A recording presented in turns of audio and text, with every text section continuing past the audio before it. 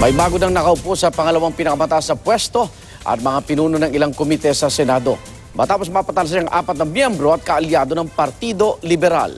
Saksi si Jam Sisante. I move that the position of the Senate President pro tempore be declared vacant. Hiniling ni Senador Manny Pacquiao sa pagbubukas ng plenary session na palitan ng taga-Liberal Party si Senador Franklin Drilon sa pangalawang pinakamataas na posisyon sa Senado. Sa botohan, 17 senador ang nagluklok kay nooy Minority Leader Ralph Recto bilang bagong Senate President pro tempore. Matapos ihalal si Recto, nagmosyon si Pacquiao na isa-isang tanggalan ng committee chairmanship ang iba pang miyembro at kaalyado ng LP. Si LP President Senador Kiko Pangilinan tinanggal bilang Agriculture Committee Chair at pinalitan ni Senador Cynthia Villar. Si Senador Risa Hontiveros inalis bilang Health Committee Chair at pinalitan ni Senador J.V. Ejercito. Si Senador Bam Aquino naman pinalitan ni Senador Cheese Escudero bilang Education Committee Chair.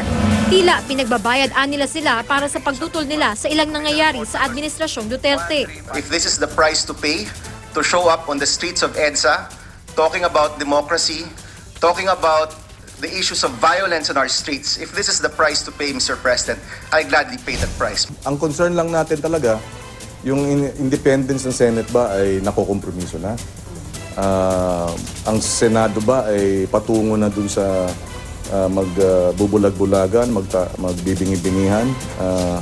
Wag naman at hindi tayo papayag. Kabilang na ngayon ang mga tinanggal na senador sa minority bloc na pansamantalang pangungunahan ni Senador Antonio Trillanes IV. Inaasahang sasali sa kanila si Senador Laila De Lima. Kung ang pananatili ko bilang miyembro ng majority ay ibig sabihin magiging kasabwat ako ng isang administrasyon na nagpapakita ng karahasan at di pagrespeto sa karapatang pantao, then buong loob kong niyayakap ang pagiging miyembro ng bagong minority. Pag-uusapan pa raw ng bagong minority bloc kung sino ang magiging pinuno nila. Ang malinaw daw sa ngayon, magkaisa sila sa pagpuna sa di umano'y mga paglabag sa karapatang pantao at sa pagtutol sa mga panukala kagaya ng death penalty. Nananatili namang matatagang mayorya na mayroong 18 miyembro. Ayon kay Senate President Coco Pimentel, mananatiling independent ang Senado. Puna ni Vice President Leni Robredo, tila obsessed sa pagkontrol ng kapangyarihan ng Administrasyong Duterte at desididong isantabi ang mga taong kontra ang pananaw. Nangyari na raw ito noon na nagresulta sa paghahari ng iisang tao lang. Itinanggi naman ng Malacanang na may kinalaman sila sa Senate revamp. I think the policy of the President is not to interfere with the other branch of the government.